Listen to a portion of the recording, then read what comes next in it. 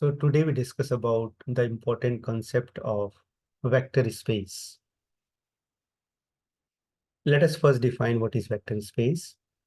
A vector space is a set V on which two operations plus or addition and dot or multiplication are defined, which are called vector addition. Plus is called vector addition and dot is called scalar multiplication if the following conditions are satisfied.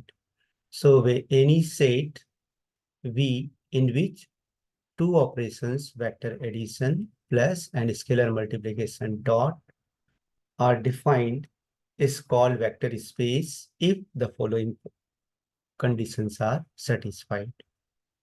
The first condition is called closure axiom or closed property. If U and V are any vectors in V or any element of V, then their sum is also belongs to V. This is called closure axiom.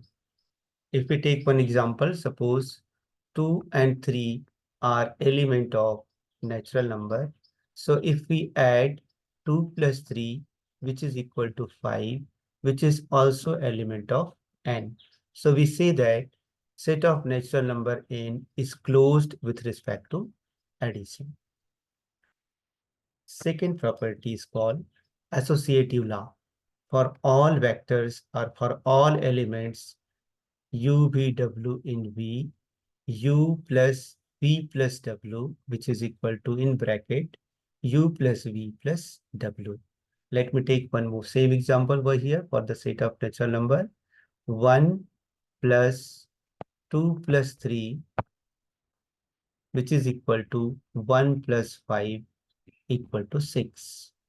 Similarly, 1 plus 2 plus 3, which is equal to 3 plus 3 equal to 6. So clearly, the left-hand side, which is equal to right-hand side. Therefore, this also satisfies the associative law. Third, additive identity. The set V contains an additive identity element denoted by 0 such that any vector V in V, capital V, 0 plus V is equal to V and V plus 0 is equal to V. For example, suppose if we are consider the set of integers, then 1 plus 0, which is equal to 1, 2 plus 0, which is equal to 2. So here 0 is called identity element or additive identity, because if we add 0 to any number, the value of the number doesn't change. Therefore, this 0 is called identity element or additive identity. Fourth property is called additive inverse. For each vector V, small v in capital V, there exists minus V in V such that V plus minus V is equal to 0 and minus V plus V equal to 0. For example, if we take 2 plus minus 2, which is equal to 0. Similarly, 3 plus minus 3, which is also equal to 0. Here, 2 is called the additive inverse of minus 2, or minus 2 is called the additive inverse of plus 2. Similarly, 3 is the additive inverse of minus 3 and minus 3 is the additive inverse of plus 3. Fifth property is called commutative law.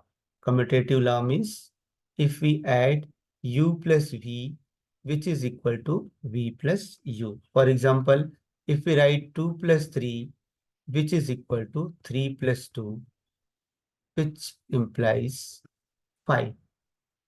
Therefore, we say that this satisfies commutative property. So these are the first 5 properties which are based on the vector addition. Let us go to the 6th property, closure axiom with respect to scalar multiplication.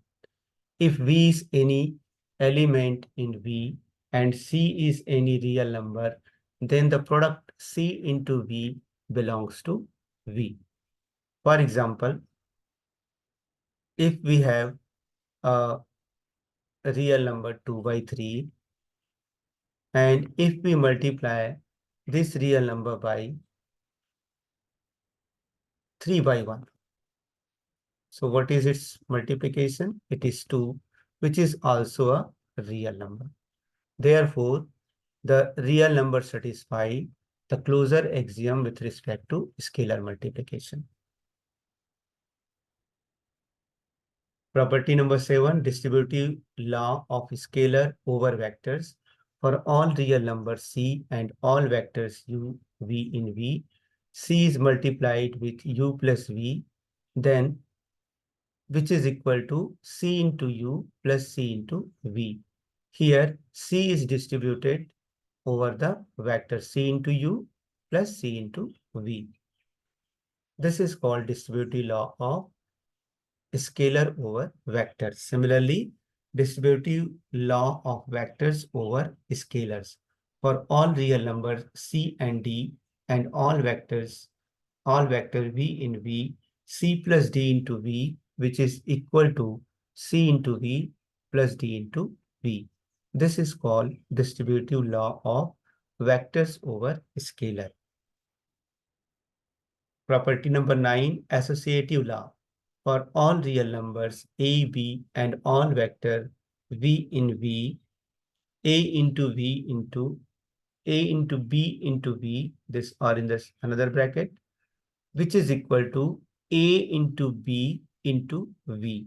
So this is called associative law with respect to scalar multiplication. And the 10th property, unitary law. For all vectors V in V, 1 into V is equal to V. So if any non-empty set V where vector addition and vector scalar multiplication dot are defined and satisfy all these 10 properties, then we say that the given non-empty set is a vector space. Let us take some examples on vector space. So example number 1, check whether the singleton set V, which is equal to 0 only, it is singleton set which contains only one element 0, is a vector space under usual addition and multiplication. So the singleton set V equal to 0 satisfies all the conditions of being vector space under usual addition and multiplication. So it is a vector space. It is called trivial vector space, which contains 0 vector or null vector. So this singleton set V satisfy all the properties of being vector space. For example, first property, closure axiom, so 0 plus 0 is 0. Second property, associative, which also holds 0 plus 0 plus 0 is equal to 0 plus 0 plus 0, which is equal to 0. Property number 3 is additive identity. So if we add 0 to 0, we get 0. So 0 is the additive identity of 0. Additive inverse, fourth property. So 0 plus 0 is 0. So 0 is additive identity of itself. Similarly, fifth property, commutative property. So 0 plus 0 equal to 0 plus 0. Fifth property also hold. Sixth property, scalar multiplication. Scalar multiplication means if we multiply 0 to any number, for example, A, we get 0, which is also element of singleton set 0. The distributive property also holds A into 0 plus 0 is equal to A into 0 plus A into 0. And also 0 into A plus B, which is also equal to 0 into A plus 0 into B. So this property, distributive property over scalar also holds. Associative property with respect to multiplication. So 0 into A into B, which is equal to 0 into A into B, which is equal to 0. And the last property is called unitary property. So unitary property also holds like that, 1 into 0, which is equal to 0. So since all the properties of being vector space are satisfied by this singleton set V, therefore it is a vector space which is called trivial vector space. Let us take one more example. Investigate whether the set of natural number n under usual addition and multiplication forms vector space or not. So we have the set of natural number. The set of natural number n plus dot does not form vector space under usual addition and multiplication because it does not have additive identity. Since 0 is not element of n, therefore it has no additive identity. Therefore, the set of natural number with vector addition and scalar multiplication plus n dot is not a vector space. Example number 3, the set of whole numbers W under usual addition and multiplication does not form the vector space. Why? Again, what is its answer? Since the whole number is, what is whole number? Whole number start from 0, 1, 2, 3, and so on. So in this whole number, obviously the first three property satisfied because 0 plus 1 is equal to 1, which is also element of W. Second, associative property always holds over here. Third property is additive identity. So yes, 0 plus 2, which is equal to 2. So additive identity also present, but additive inverse is not over here. What is the additive identity inverse of 2, which is minus 2 equal to 0. So minus 2 is not element of W. Therefore, it does not satisfy the fourth property, additive inverse. Hence, the set of whole number under the usual addition and multiplication does not form the vector space. Example number 4, the set of integer z plus dot is not a vector space under usual addition and multiplication.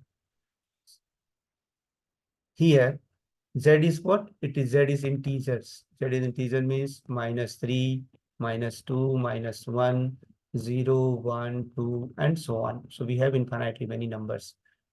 Question is like that. We have to prove that this is not a vector space.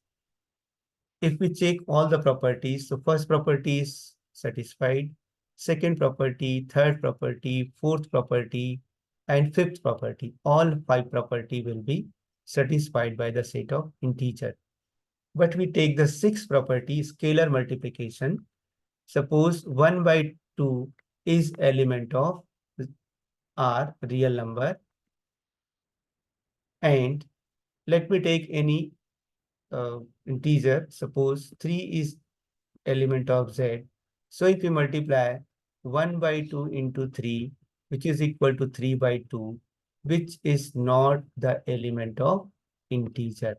Therefore, it does not satisfy the sixth property, closed with respect to vector scalar multiplication. Therefore, the set of integers z plus dot is not a vector space under usual addition and multiplication.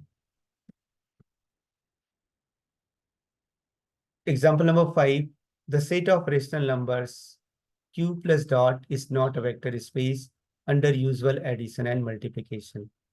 So here the same thing, it does not satisfy the sixth property. The set of rational numbers q plus dot is not a vector space under usual addition and multiplication because it does not satisfy the closure axiom for scalar multiplication of rational number with real number.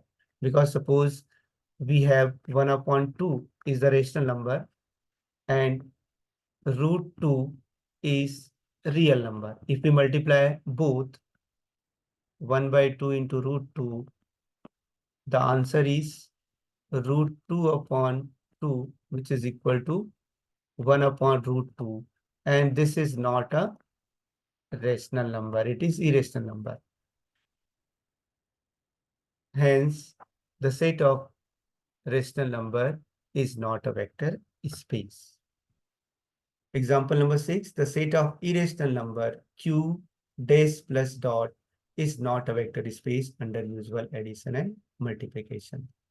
So the set of irrational number is not a vector space under usual addition and multiplication because it does not satisfy the closure axiom for vector addition. For example, if I will take 2 plus root 3 is the first element, it is irrational number, and 2 minus root 3 is another irrational number. If we add them, then plus root 3 and minus root 3 will cancel.